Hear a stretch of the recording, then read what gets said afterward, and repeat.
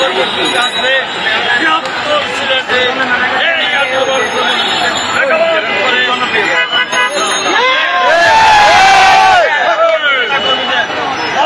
অপেক্ষা করে আপনারা এই সমাবেশে উপস্থিত হবেন এবং নেতাকর্মীরা সবসময় শান্তি এবং বিশৃঙ্খলার মধ্যে বাংলাদেশ জাতীয়তাবাদী দল যায় নাই, যাদের জনসমর্থন থেকে এই আওয়ামী লীগ বিধ্বস্ত হয়ে গিয়েছে। কাজে আজকে আগামীকালকের সমাবেশের আগেই এখনই পরিপূর্ণ হয়ে যাচ্ছে এই নয়াপল্টন।